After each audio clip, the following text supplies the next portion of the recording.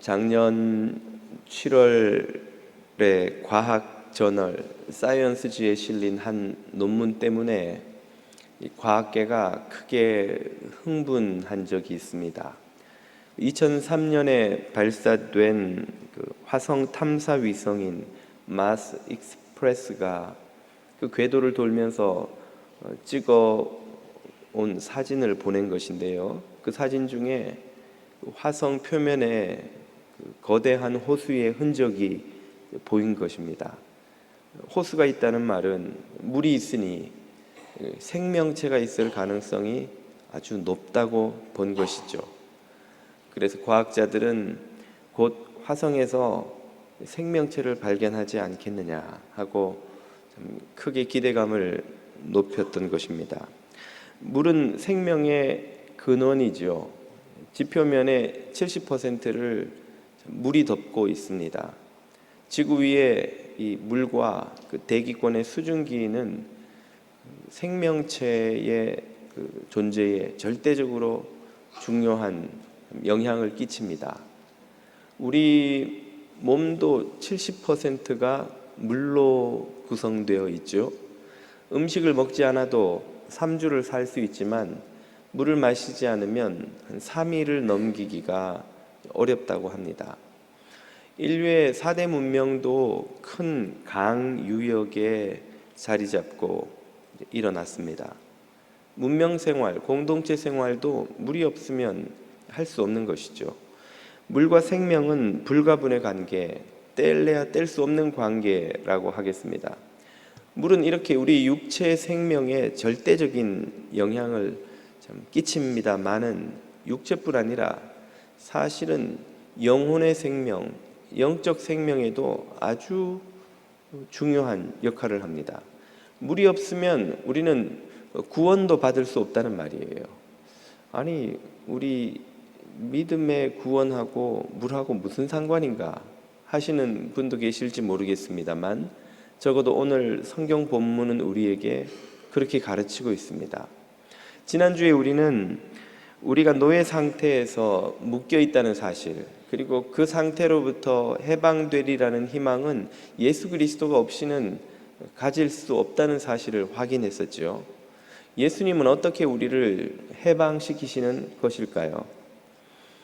원하는 의는 행하지 못하고 원치 않는 죄는 행하는 이 자유 없음의 상태에서 또 그로 인한 고단한 삶과 그 죄의 대가를 지불해야 하는 모든 멸망의 운명에서 어떻게 주님은 우리를 해방시키실까요? 구원하시는 것일까요? 그 답은 주님이 우리를 다시 태어나게 만든다 하는 것입니다. 그게 무슨 말인가? 오늘 우리가 품고 있는 이 문제를 안고 밤에 예수님을 찾아온 니고데모에게 예수님께서 이렇게 말씀하시죠. 3절입니다.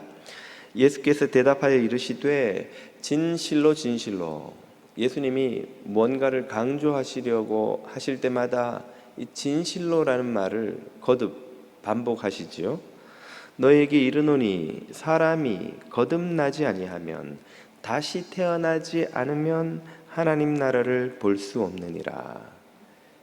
다시 태어나야 구원을 얻는다. 다시 태어나야 해방을 경험한다 하는 말씀이지요. 다시 태어난다는 건 또 무슨 말인가? 우리처럼 니고데모도 이해가 안 되어서 예수님에게 묻습니다. 예수님이 다시 5절에서 이렇게 보충 설명을 해주시죠. 예수께서 대답하시되 진실로 진실로 내게 이르노니 사람이 물과 성령으로 나지 아니하면, 물로 다시 태어나고 성령으로 다시 태어나지 않으면 하나님 나라에 들어갈 수 없느니라. 여기 물로 태어나고 성령으로 태어난다는 건 또 무슨 말인가? 다시 태어난다는 말도 아리송한데 물로 태어나고 성령으로 태어난다는 말은 더더욱 수수께끼 같은 말씀이죠. 이 말씀의 의미를 우리에게 한 번에 이해시켜 주는 이미지가 있습니다. 그것은 바로 요단강에서 세례받으시던 예수님의 모습이죠. 예수님이 요단강에서 물세례를 받으실 때에 성령께서 임하셔서 성령 세례를 함께 받으십니다. 바로 이 물 세례와 성령 세례가 물로 태어나고 성령으로 태어나는 사건을 말하는 것이죠. 죄인이 물 세례와 성령 세례를 받아서 다시 태어나게 되면 그 안에서 구원의 기적이 일어나게 된다는 것입니다. 이 장면을 성경에서 한번 읽어보겠습니다. 그때 예수께서 갈릴리 나사렛으로부터 와서 요단강에서 요한에게 물로, 당연히 물이겠죠, 물로 세례를 받으시고 곧 물에서 올라오실 새 하늘이 갈라짐과 성령이 비둘기같이 자기에게 내려오심을 보시더니. 자, 예수님이 이렇게 물 세례를 받는 장면에서 성령 세례를 함께 받으셨습니다. 이 물 세례와 성령 세례를 받을 때에 우리들 안에서 거듭남의 기적이 일어난다는 말이죠. 이 두 가지를 이제 좀 살펴보고자 하는데요. 오늘은 시간 관계상 물 세례만 살펴보고 다음 주에 성령 세례를 볼까 합니다. 자, 물 세례는 아마 여기 기독교인이라 하시는 분이라면 누구나 다 받으셨으리라 생각됩니다. 여러분은 어떤 마음가짐으로, 어떤 의미로 이해하고 그 물 세례를 받으셨는지요? 물 세례의 의미가 무엇이길래 물 세례를 통해 사람이 다시 태어난다는 말일까요? 물 세례에는 두 가지 의미가 있습니다. 그 첫 번째는 씻는다는 것이죠. 씻는다. 세례라는 그 한자어 자체가 씻을 새, 예식 예자를 써서 씻어내는 예식이다, 그런 뜻입니다. 뭘 씻어내는가? 베드로전서 3장이 이렇게 설명해 줍니다. 물은 예수 그리스도께서 부활하심으로 말미암아 이제 너희를 구원하는 표니 곧 세례라. 물 세례를 설명하고 있죠. 그 물 세례를 표라고 말합니다. 표, 구원하는 표. 예, 표는 쉽게 말하면 상징이다, 이런 말이에요. 상징. 상징은 어려운 어떤 원리를 설명하기 위해 쉬운 예를 가지고 와서 설명하는 과정에서 생기는 것이 상징이죠. 자, 지금 물 세례가 상징하는 것은 씻어냄입니다. 씻어냄. 그 씻어냄의 상징이란 말이죠. 상징이라는 말을 좀 더 여러분이 이해를 하시려면 결혼식을 생각하시면 좋겠습니다. 결혼식은 두 사람이 하나가 되었다는 상징을 하는 예식이죠. 결혼식을 안 해도 부부가 될 수 있습니다. 정말 이 두 사람을 부부로 만드는 것은, 법적으로 부부로 만드는 것은 코트에 가서 신고하는 행위지요. 코트에 가 신고하면 결혼식을 안 해도 부부가 될 수 있습니다. 결혼식은 해도 코트에 가 신고를 안 하면 이 사람은 법적인 부부는 아닌 거예요. 자기들끼리 뭐라고 생각하든 말든. 결혼식은 엄밀히 말하면 부부가 되는 것과는 상관이 없어요. 그러나 우리는 많은 시간과 돈을 들여서 결혼식을 준비하고 식을 올립니다. 그 이유는 뭘까요? 우리가 부부가 된다는 사실을 가족, 친지, 증인들 앞에 널리 알려주는 행위이기 때문에 그런 거예요. 우리가 부부가 됐습니다 하는 걸 모든 사람들에게 알리기 위해 결혼식을 하는 것이고, 물론 거기에서 결혼 서약을 통해서 두 사람의 마음가짐을 더욱 다지는 경험이기도 하지요. 세례식이 이와 같은 것입니다. 세례식을 하지 않아도 구원받을 수 있습니다. 하나님의 구원 역사는 이런 예식에 얽매이지 않지요. 그러나 세례식을 우리가 따로 하는 이유는 세례식을 통해서 이미 먼저 하나님의 백성이 된 사람들 앞에서 우리가 하나님의 백성 되었다는 사실을 널리 알리기 위한 겁니다. 그러기 위한 표로서 이 세례식을 하는 거예요. 그런데 이 세례식에서 일어나는 일이 무엇인가? 이 베드로전서 3장 후반부를 봅니다. 이는 육체의 더러운 것을 제하여 버림이 아니요. 자, 물은 우리 육체의 더러운 먼지, 땀, 때를 씻어내죠. 물은 모든 것을 씻어냅니다. 육체도 씻어내고 옷도 세탁하고 그릇도 설거지를 통해 깨끗하게 하고, 물은 그렇게 모든 것을 씻어내는데 세례식에서 물에 들어갔다 나오는 것은 씻어내기는 씻어내되 우리 몸을 씻어내는 게 아니라는 거예요. 뭘 씻어내는가? 하나님을 향한 선한 양심의 간군이라, 즉 양심을 씻어내는 거예요. 우리의 더러워진 양심에서 죄를 씻어내고 죄의 영향을 씻어내고, 그래서 깨끗한 양심으로 하나님 앞에 서도록 만들어주는, 씻어내는 사건이 세례식에서 일어난다는 말이죠. 그때 씻어내는 주체는 물이 아니라 예수 그리스도의 보혈입니다. 세례식에서 물에 들어갔다 나오는 것은 물로 무엇인가를 씻어내듯이 예수님의 보혈로 우리의 양심을 죄로부터 씻어낸다는 것을 상징적으로 보여주죠. 여러분이 세례를 받으실 때 여러분의 죄가 그리스도의 보혈로 씻겨 나갔음을 믿으시기를 축복드립니다. 또한 그 보혈의 능력으로 여러분의 양심이 하나님 앞에서 선하게 변화되어 간다는 것을 또한 믿으시기를 바랍니다. 세례식의 의미가 씻어냄이 그 첫째라면, 둘째는 바로 다시 태어남입니다. 세례식을 할 때 오늘날 대부분의 교단은 물을 가볍게 뿌려서 그 전체 예식을 대체합니다만, 아직까지도 침례교 같은 곳에서는 그 예배당 안에 침례하는 풀을 만들어 두고 사람을 그 안에 완전히 집어넣었다가 뺍니다. 물에 완전히 잠궜다가 다시 나오게 해요. 자, 그렇게 하는 이유는 무엇이냐? 집어넣을 때 이 사람이 죽었다는 걸 상징적으로 보여주는 거예요. 물속에 들어가 숨을 못 쉬면 우리는 당연히 죽죠.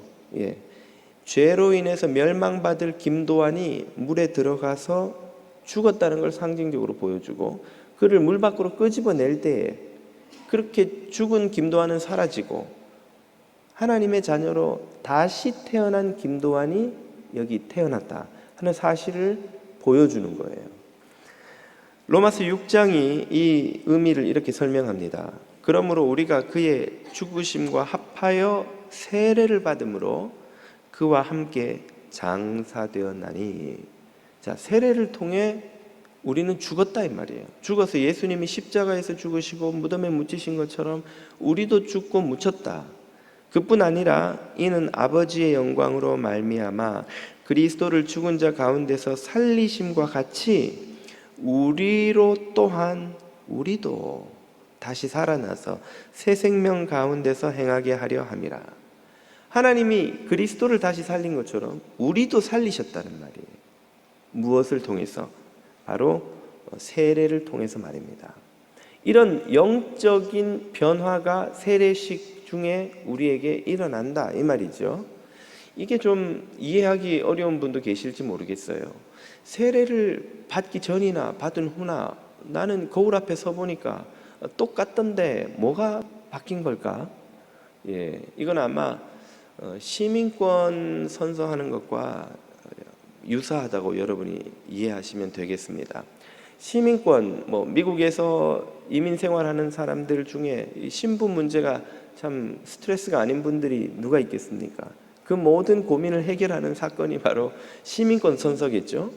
시민권 선서를 하고 미국 시민권자가 되면 이제 신분 문제에서는 해방이 되는 것인데, 선서해 보신 분들은 아실 거예요. 선서하고 나니까 여러분의 모습이 막 거울 앞에 서 보니까 갑자기 눈이 파래지고 피부가 하얘지고 머리가 금발이 되고 이렇게 바뀌던가요? 시민권 선서를 해도 나는 여전히 아시안이고 코리안이고 눈은 적당하고 코도 적당하고 내 모습 그대로인 거예요. 전혀 바뀌질 않아요. 시민권 받으신 분들이 하는 말씀이, 아이고 시민권 없을 때는 그렇게 스트레스가 되고 받고 싶더니 받고 나니까 뭐가 필요한지도 잘 모르겠다고. 시민권을 받아도 내 모습은 아무것도 바뀌지 않습니다. 그러나 내 법적인 신분은 바뀐 거예요. 이전에는 미국 시민이 아니었는데 이제는 미국 시민이 되었습니다. 이제는 출국할 때 입국할 때 서는 줄도 달라져요. 문제를 일으켰거나 어떤 상황이 벌어지면 받는 처리도 달라집니다. 만약에 내가 범죄를 저지르면 이전에는 추방될 수 있어요. 그러나 이제는 감옥에 갈지언정 추방하지는 않아요. 왜? 미국 시민, 국민이니까. 우리나라 국민을 어디에다 추방합니까? 그러니까 법적인 신분이 완전히 바뀐 거예요. 그렇지만 겉모습은 그대로죠. 세례식에서 벌어지는 사건이 이와 같습니다. 우리의 겉모습은 아무것도 바뀐 것이 없어요. 우리의 뭐 특별히 세례 받았다고 막 눈물이 나는 것도 아니고 좀 밍숭밍숭할 수 있어요. 그러나 우리의 영적인 신분이 바뀐 것입니다. 영적인 신분이 이전에는 하나님 나라 시민이 아니었어요. 우리 죄 때문에 우리는 그 나라로부터 영원히 추방될 운명에 놓여 있었습니다. 그러나 이제는 주님이 우리를 꾸짖으시고 때로는 혼내시고 하실지언정 추방하시지 않습니다. 내 나라 시민을 왜 추방하시냐는 거예요. 내 자식을 혼을 내고 꾸지람을 할지언정 어떻게 호적에서 파버리냐는 것이죠. 우리 안에서 이런 영적인 변화, 영적인 신분의 변화가 일어나는 사건이 바로 세례식입니다. 세례식을 통해서 죄인된 여러분은 죽어서 묻혔고 하나님의 백성으로 다시 태어난 여러분이 살아나게 된 줄로 믿으시기 바랍니다. 자, 이런 정말 놀라운 기적이 아닐 수 없지요. 우리의 그 무거운 죄가 씻김을 받고 우리의 신분이 하나님 나라 백성으로 바뀌게 되었다니, 이런 엄청난 기적이 그 별것 아닌 것 같은 예식을 통해서 정말 바뀌나요? 정말 일어납니까? 어떻게 그런 신기한 일을 일으킬 수 있지요? 물이 무슨 효과가 있나요? 우리 교회 세례식에 쓰는 물은 요단강 강물로 직접 다 떠온 거라는 거 여러분 알고 계셨어요? 목사 말을 이제는 뭔 말을 해도 안 믿으시는군요. 예, 인정하죠. 탭으로 그냥 받아온 거예요. 그 물에 아무런 마술적 효과가 없습니다. 물에 무슨 효과가 있으면 우리가 이렇게만 뿌릴 게 아니라 우리도 침례탕을 만들어 놓고 집어넣었다 빼고 기왕이면 좀 오래 집어넣고 한 30, 40초 더 은혜 많이 받게 그러고 하면 좋겠죠. 물에 무슨 효과가 있는 게 아니에요. 아니면 목사가 좀 용한 목사라 가지고 영험한 목사가 세례를 했기 때문에 그런 기적이 일어나는 겁니까? 아니면 물 뿌리는 사건에 무슨 그 행위에 무슨 마술적인 능력이 있는 게 아닐까요?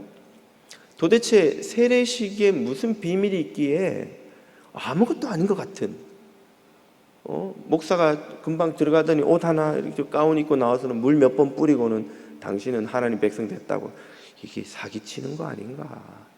사기 같은 생각 안 드세요, 여러분? 무슨 일이 일어났다고 저기서 지금 거듭남이 되고 죄가 씻기고 일어난단 말이야. 이 세례식의 비밀이 무엇인지를 골로새서 2장이 이렇게 설명해 주십니다. 너희가 세례로 그리스도와 함께 장사됐고 또 죽은 자 가운데서 그를 일으키신 하나님의 역사가 어떻게 일어나느냐? 그 역사를 믿음으로 말미암아 그 안에서 함께 일으키심을 받았느니라. 아멘. 거듭남의 기적의 비밀이 바로 여기에 있습니다. 그것은 바로 세례에 임하는 자의 믿음인 거예요. 믿음. 그 물의 효과가 있는 게 아니라, 목사가 영험한 게 아니라, 이 물 뿌리는 행위에 무슨 마술적인 파워가 있는 게 아니라, 세례에 임하는 자가 예수 그리스도를 믿는 믿음으로 고개 숙여 그 세례를 받을 때에 그 안에서 거듭남의 기적이 일어나는 것입니다. 이 믿음을 어떻게 확인할 수 있나요? 바로 이 믿음을 확인하기 위해 목사가 세례 교육, 세례 문답을 하는 것입니다. 예수님께서 베드로에게 그리고 제자들에게 너희는 나를 누구라고 하느냐라고 물은 것처럼 목사는 세례 교육과 문답을 통해서 세례를 받고자 하는 이에게 묻습니다. 당신에게 예수 그리스도는 누구이십니까? 그분을 당신은 어떤 분으로 이해하고 믿고 계시는지요? 베드로가 그 질문을 받고 주는 그리스도시요 살아계신 하나님의 아들이시니이다 라고 답하자 예수님이 그를 칭찬하였던 것처럼 잘하였도다 복되도다 바요나 시몬아, 이 놀라운 진리를 너에게 알게 한 이는 혈육 육신이 아니요 하늘에 계신 하나님이시니라고 하신 것처럼, 세례를 받고자 하는 자가 예수 그리스도는 나의 죄를 씻기 위해 죽으시고 부활하시고 승천하시고 다시 오실 하나님의 참 아들이십니다, 나는 그분을 나의 구주로 고백합니다 하는 이에게 목회자가 예수님의 이름으로, 성부, 성자, 성령의 이름으로 세례를 베푸는 거예요. 바로 그때 거듭남의 기적 같은 사건이 그 안에서 일어나는 것입니다. 그 신앙 고백이 어떤 것인지, 얼마나 중요한 것인지를 로마서 10장이 이렇게 말씀해 주십니다. 네가 만일 네 입으로 예수를 주로 시인하며 또 하나님께서 그를 죽은 자 가운데서 살리신 것을 네 마음에 믿으면, 너의 마음으로 믿고 입으로 시인하면 그것이 구원을 선물로 주시는 놀라운 은총을 가지고 옵니다. 구원을 받으리라. 구원을 받으리라. 10절, 사람이 마음으로 믿어 의에 이르고 입으로 시인하여 구원에 이르느니라. 아멘. 우리가 마음으로 믿을 때, 그리고 그것을 입으로 시인할 때 우리 안에서 성령께서 역사하셔서 거듭남의 기적을 일으키십니다. 우리가 다시 태어나도록 하는 기적을 일으키시죠. 여러분은 세례 받을 때 모두 마음으로 믿으시고 입으로 시인하셨죠. 그래서 세례를 받으시지 않으셨습니까? 여러분 안에 거듭남의 기적이 시작된 줄 믿으시기 바랍니다. 아, 나는 믿었어요. 나는 입으로 시인했어요. 목사님, 참 그러면 구원을 얻은 것이군요. 아, 참 쉽네요, 기독교인 되기. 이렇게 혹시 생각하실지도 모르겠습니다. 그 쉽다는 생각이 오해일 수도 있다는 사실을 이 구절이 우리에게 알려줍니다. 마음으로 믿고 입으로 시인한다는 것은, 이 짧은 두 개의 구절은 참 우리 생각에 별로 어려워 보이지가 않아요. 마음으로 믿고 나도 지금 뭐 교회 다닌 지 몇 년 됐고 성경 공부도 하고 다 이해했고 믿었는데, 또 입으로 시인한다는 거, 뭐 목사가 쭉 가르쳐 준 대로 세례 교육 받고 쭉 고백하니까 되던데, 예, 마음으로 믿고 입으로 시인하는 게 그리 어려운 일이 아닌 것처럼 보일 수도 있습니다. 그러나 성경에서 말하는 마음으로 믿는다는 것은 우리가 생각하는 것보다 훨씬 더 무거운 무게를 담고 있습니다. 마음의 혁신이라는 책에서 신학자 달라스 윌라드는 성경이 말하는 마음을 설명하기를, 그 마음이란 우리의 지성과 감성, 의지, 영혼을 포함하는 육체와 대비되는 내면 세계 전체를 아우르는 개념이다 라고 합니다. 쉽게 말해 마음이란 우리가 지금 예수님에 관한 성경 공부를 하고 배운 몇 개의 명제로 된 문장들을 이해하고 동의하는 것 이상의 것이 거기에는 있다는 말이에요. 마음으로 믿는다는 말은 우리의 지성이 예수님을 믿는다는 말입니다. 그 말은 곧 우리의 생각 중에 있는 가치관이 예수 그리스도의 가르침으로 완전히 재형성된다는 것을 의미하는 것이죠. 예수님을 알기 전에 우리는 이 세상을 살아가는 대부분의 사람들 아마 10에 8, 9은 그렇게 답하지 않겠습니까? 무엇이 행복입니까? 건강하게, 화목하게, 기왕이면 풍요롭게, 또 사회적으로도 부족함 없이 성공을 거두면서 가문이 번성해서 그렇게 남들이 다들 부러워하고 갖고 싶어하는 그런 조건을 갖고 이 땅에서 살아가는 것, 그런 것이 행복이 아니던가요? 우리 대부분은 그렇게 생각하는 것이 하나도 이상하지가 않겠죠. 그러나 예수님은 산상설교를 시작하시면서 소위 팔복으로 알려진 행복론을 우리에게 가르쳐 주셨어요. 그 행복론은 행복이란, 하나님 나라 백성의 행복이란 진짜는 이런 것이다라고 우리가 생각하는 것과 완전히 다른 행복의 가치관을 가르쳐 주시는 것이죠. 마음이, 심령이 가난한 자는 행복하다. 마음이 청결한 자가 행복하다. 의를 위해 박해받는 자가 행복하다. 죄로 인하여 애통하는 자가 행복하다. 세상에서 행복이라고 전혀 생각하지 않는 그 모든 상황들이 행복이라는 예수님의 가르침에 의해서 우리의 행복관이 완전히 재형성되었을 때에, 그래서 예수님이 행복이라고 가르치시는 것이 내게도 행복이 되었을 때에 그것이 내 지성으로 예수님을 믿는 것이죠. 그게 마음으로 믿는 거예요. 감정으로 예수님을 믿는다는 건 무슨 말입니까? 우리의 감정은 자연스러운 것은 배부르고 등 따숩고 세상살이가 편할 때 마음이 행복하고, 누가 나한테 잘해주면 고맙고 사랑스럽고, 누가 나를 서운하게 하고 괴롭히면 밉고 보기 싫고, 내가 억울한 일을 당하면 잠이 안 오고 막 화가 나고 견딜 수가 없고, 우리의 자연스러운 자연인의 감정 상태가 아닙니까? 그러나 예수 그리스도에 의해서 새롭게 가르침을 받은 우리들은 하나님을 위해 고난받을 때 억울해하지 않고 기뻐하는 거예요. 죄를 인하여서 애통하고 주님을 위해 핍박받는 것을 즐거워하고 원수를 사랑하고 나를 박해하는 자를 위해 기도하고 나를 괴롭히는 자를 긍휼히 여기는 마음으로 우리의 감정 상태가 재형성되었을 때 예수님을 믿는 거예요.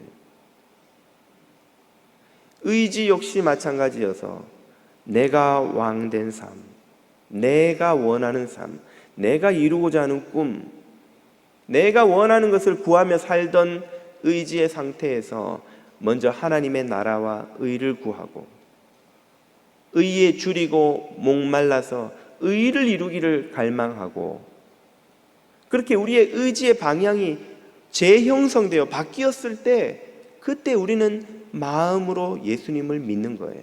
이것은 마치 바람이 이쪽으로 불어서 이 풍향계가 이쪽을 가리키다가 바람의 방향이 반대로 바뀌어서 풍향계가 뒤집어져 저쪽을 가리키는 것과 같은 것입니다. 우리의 마음의 전 상태가 예수 그리스도와 상관없이 나의 생각, 나의 감정, 나의 의지로 세상을 향해 달려가다가 예수 그리스도의 가르치심으로 말미암아 방향을 바꾸고 모든 것이 감정, 의지, 생각 모든 화살표가 예수 그리스도를 가리킬 때 우리는 마음으로 예수님을 믿는 게 되는 거예요. 그게 마음속에서 일어나는 믿음이요, 그 믿음으로 세례를 받을 때에 거듭남의 기적이 시작됩니다. 저와 여러분은 그런 마음으로 세례를 받았던지요? 여러분의 마음이 예수 그리스도의 가르침으로 말미암아 성령의 역사로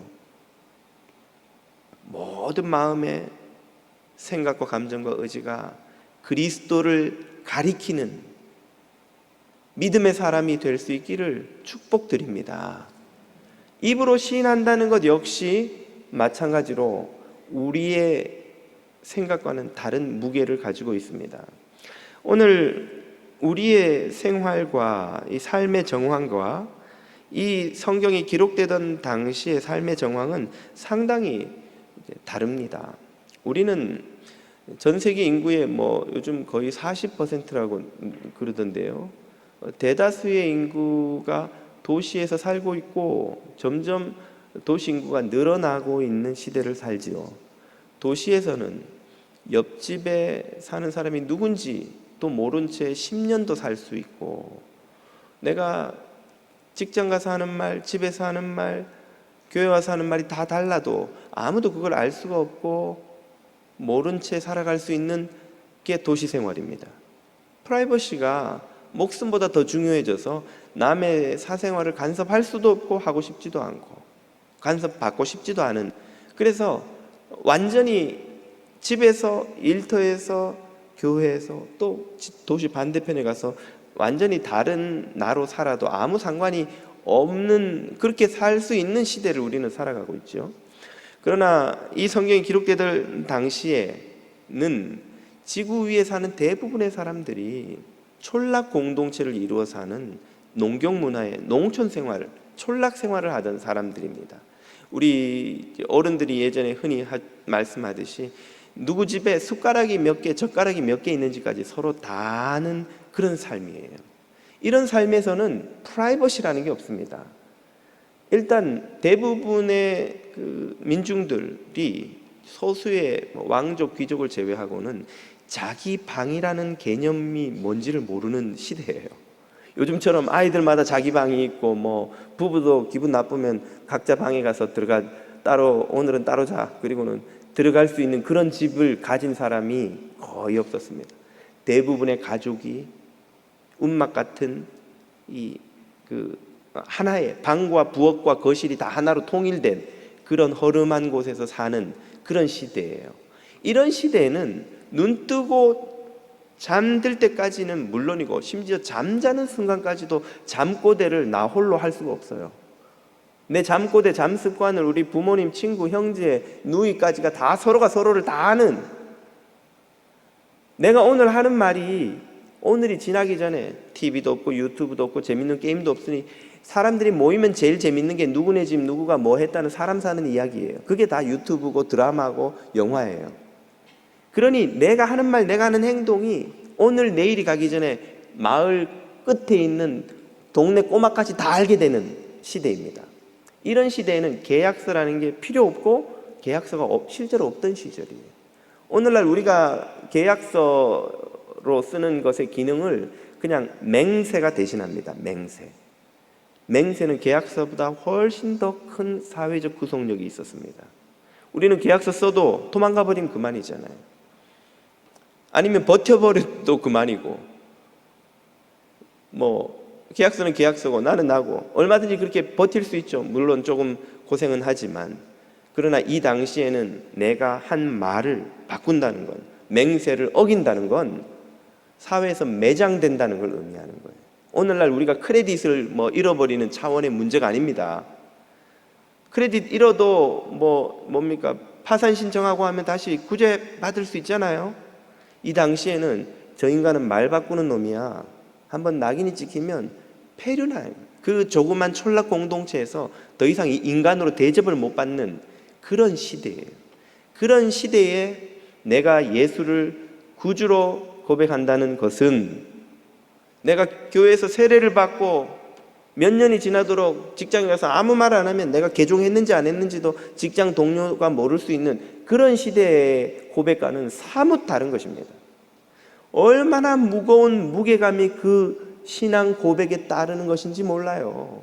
나는 예수를 믿습니다 라고 말을 꺼내는 것이 얼마나 어려운 일이고, 일단 그것을 꺼내놓으면 얼마나 그것이 무거운 그 구속력을 가지는지 모른다는 말이죠. 특별히 초대교회 그리스도인들이 기독교인이 된다는 것은 당시 기독교를 박해하던 유대인 공동체로부터 추방된다는 걸 의미하는 거예요.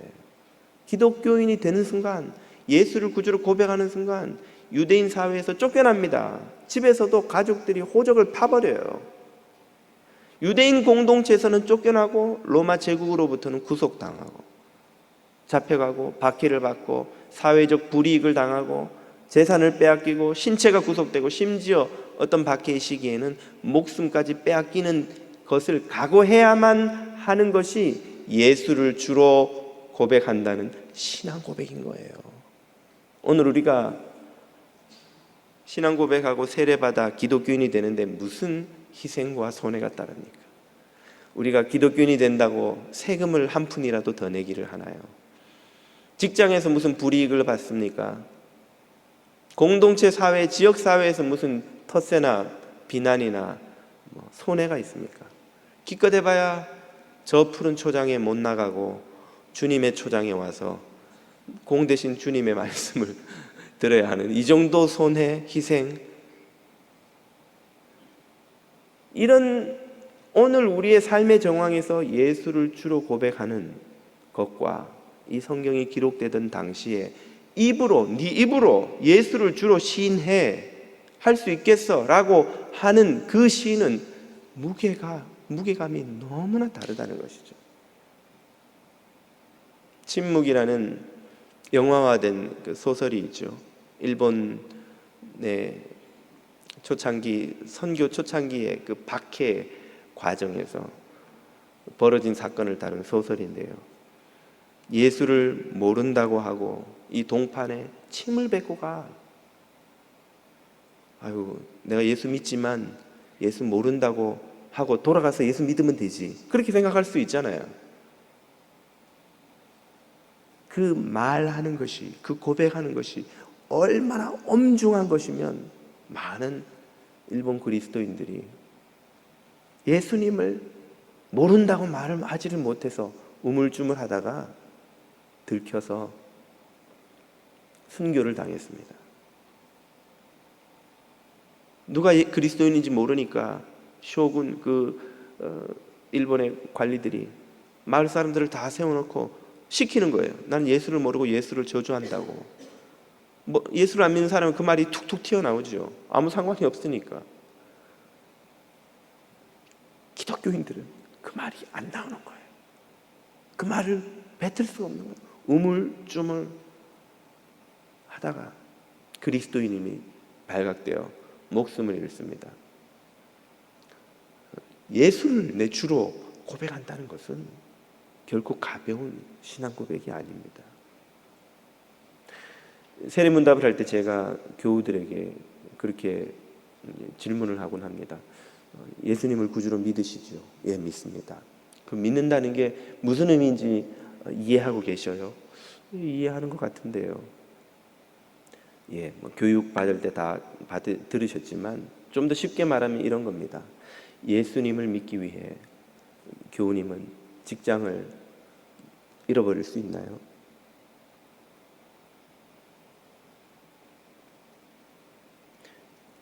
예수님을 믿기 위해 교우님이 가장 사랑하는 사람을 잃어버릴 수 있나요? 그 예수님을 믿기 위해 교우님의 삶과 꿈과 모든 지금 마음에 품고 있는 계획들을 다 포기할 수 있나요? 있다면 그것이 예수를 주로 믿는다는 고백이 됩니다. 한 번은 그렇게 질문했더니 한 교우께서 그러시는 겁니다. 목사님, 세례식 잠깐 하고 말던데 그거 이렇게 까다롭게 하세요? 전 잘 모르겠네요. 왜 그렇게 까다롭게 물으시는지. 그분께는 제가 정중하게 말씀을 드렸어요. 지금 안 받으셔도 됩니다. 좀 더 공부하시고 또 신앙생활 하시고 내가 예수를 믿는다는 의미가 뭔지 좀 더 확신이 서시면 그때 세례를 받으셔도 괜찮습니다. 한 번은 어떤 교우분에게 제가 그렇게 물어봤더니 그분이 막 우시더라고요. 한참을 울더니 목사님 세례를 받겠습니다. 제가 드린 말씀이 너무 마음을 무겁게 하지 않았습니까? 아니요. 저는 자신은 없지만 그렇게 하고 싶습니다. 그렇게 예수님을 내 구주로 믿고 주님을 위해 살고 싶습니다. 그분의 세례식이 그분에게도 그랬겠지만 제게도 얼마나 큰 도전과 감동이 되었는지 모릅니다. 예수를 마음으로 믿고 입으로 시인한다는 것은 이처럼 결코 가볍고 쉬운 문제가 아닙니다. 우리가 우리 자신을 주인으로 삼고 살던, 내가 하나님인 줄 알고 살던 삶의 중심에 참된 창조주요 구원주이신 분을, 그 예수를 그리스도로 인정하고 그분을 가리키며 그분을 바라보며 그분의 가르침을 따라 살아간다는 것을 무겁게 고백하는 것이 바로 마음으로 믿고 입으로 시인한다는 이 고백의 의미입니다. 오늘 저와 여러분은 어떤 믿음으로 세례를 받았는지요? 그때가 떠오르시는지요? 우리의 온 마음으로 예수 그리스도를 믿고 참된 신앙 고백으로 예수님을 시인하며 거듭남의 기적을 날마다 체험하는 저와 여러분이 되시기를 축복드립니다. 기도드리겠습니다.